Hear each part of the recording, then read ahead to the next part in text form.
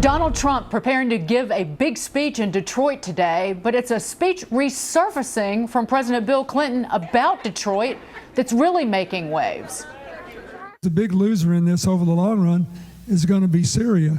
This is an enormous opportunity for Americans. Detroit has 10,000 empty, structurally sound houses. The mayor's trying to do an innovative sort of urban homesteading program there. So Bill Clinton says send Syrian refugees to Detroit to help revive the once booming Motor City. But Donald Trump's saying we need to help jobless legal Americans and help bringing in refugees from terror hotspots. So who's got it right? Hi, everybody. I'm Dagen McDowell in for Brenda Butner. This is Bulls and Bears. The Bulls and Bears this week, Gary B. Smith, Jonas Max Ferris, John Layfield, along with Gina Loudon and Danielle McLaughlin. Welcome, everybody. Gary B., you say Donald Trump has it right.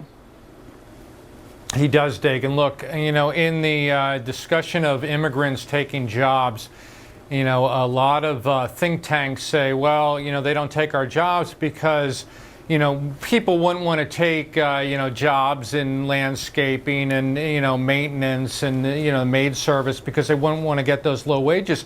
And that's true. But in the case of Detroit, if you're probably right. The Syrian refugees would work at ultra low wages, probably way below minimum wage to get those jobs.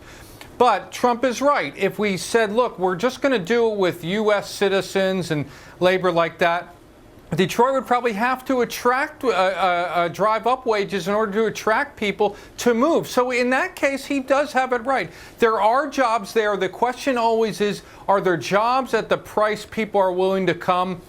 And I'll tell you what, since you know, Hillary wants all this government backing, that's a great place to put the extra money.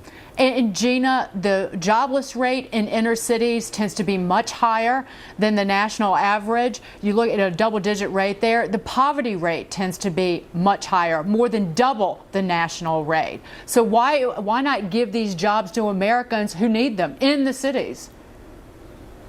Yeah, that's exactly right. And I live in San Diego, Dagen, and we've taken more of the refugees than any place else in the country.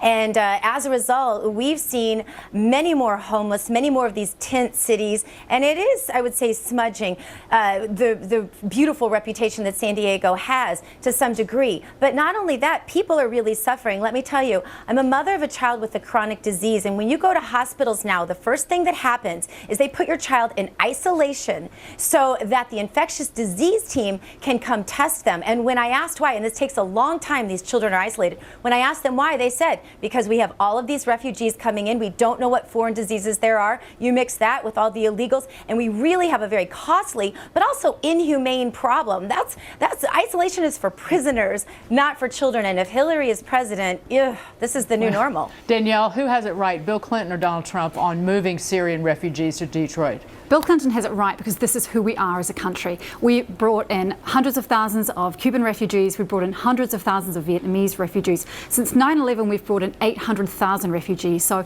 even if it's 65,000, as Hillary Clinton's suggesting, that's a real drop in the bucket. By the way, many of these people are doctors, lawyers, engineers. This notion that they're going to take low-paying jobs has no basis in fact. The other thing is, Detroit itself has 670,000 people in it, down from a peak in 1950 of 2 million. Detroit needs a tax base. These people can provide it. John, but 90% of recent Middle Eastern refugees are on food stamps. 70% of them are on cash welfare. So they are relying on the government. Yeah, and Bill Clinton was talking about low-paying jobs. He wasn't talking about going to work at the hospital as doctors, so that argument certainly doesn't hold water. And why in the world are we talking about putting 10,000 refugees in homes in Detroit when we have 50,000 vets that served our country that are homeless right now? This is absolutely preposterous. And the fact that we're doing something to help this refugee crisis, get this, I went on the United Nations Refugee Agency website right before the show.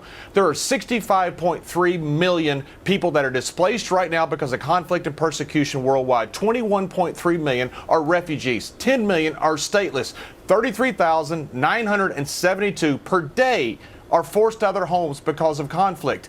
When you're talking about dealing with 10,000, that is 99.95% are still out there. And why are we not dealing with Somalian refugees? There's 1.1 million there, 2.7 million in Afghanistan. This is merely a Band-Aid that we're doing out there to show the world that we're doing something. And by the way, we're spending $17,000 per refugee to get them here before they take social services. That's $170 million that we are spending on these 10,000 refugees while we leave our vets homeless. Jonas? Look, I don't think the refugees are besmirching the reputation of San Diego. San Diego's going to be classy with or without refugees. I will say that Detroit is a place with low housing prices and available home, to Bill Clinton's point, unlike San Diego, where that median home price is probably 20 times what it is in Detroit, Metro Detroit area. So that would make sense to use a place that's basically a shell of its former glory to put, if we're going to take in refugees, that's the place to send them, not to San Diego. As far as the overall economic impact, cities that were the areas that took a lot of refugees in the past, and I'm thinking about Miami with Cubans that came over, Mariel boat lift, are strong economies, stronger than they were when the refugees came over there, when that place was a burned out, not so great city. So you could actually make the case that you can improve a city and go from a decayed structure, a high unemployment area, into a better situation by taking in that refugees. But can we not forget what has happened in Europe, Gary B? More than 1 million refugees just last year let into Germany, and Angela Merkel admits that she essentially invited terrorism into her country. One atrocity after another, whether it's sexual assaults, whether it's a pregnant woman being killed with a machete. And beyond that, we're going to concentrate all of these refugees in one area that is essentially multiculturalism, where they don't have to assimilate. And again, that's part of the problem that created terror in Europe. I agree with you, Dagen. And what I find honestly a little annoying, with all due respect to Danielle, and welcome to the panel, is when someone falls back on the argument of that's who we are. First of all, I get the general premise. We take in immigrants, we take in refugees. That's all well and good. But when, we took those millions of people in early in the century into Ellis Island, we didn't go say, and here are some jobs for you. No, my great-grandparents had to earn their way, as did all the Asians that came in and all the Europeans that came in, and everyone else had to earn their way. It wasn't like, hey, go to this city and rebuild it, or go build the highways and stuff like that. People had to earn their way. We were welcoming to them, but there's this whole argument of that's who we are. That just drives me a little bit crazy. And Angela Merkel now is feeling that because Germany felt the same way, that they had to take them in, and now they're facing the repercussions. Danielle? Okay. To rebut a couple of your points. Number one, Angela Merkel took 1 million refugees. We're talking about 65,000.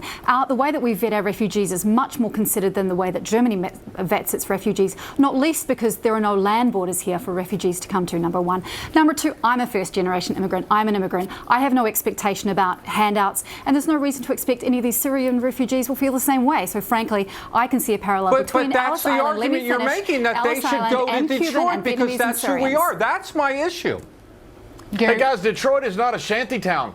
Guys, we're acting like Detroit is some shanty town, that's some third world country right now. The average home price in Midtown Detroit has gone from $170,000 to $300,000 since 2013. It is part of a great revival right now. The president said he wouldn't let Detroit go bankrupt. It did. He said he wouldn't let GM go bankrupt. It did. They are coming back right now. And all this talk about Detroit, I'm begging Trump and some of these guys to actually go to Detroit and realize there's actually a city there that is starting to do quite well. Well, that's where Donald Trump is today. Gentlemen, ladies, thank you so much. Cavuto on Business, about 20 minutes from now.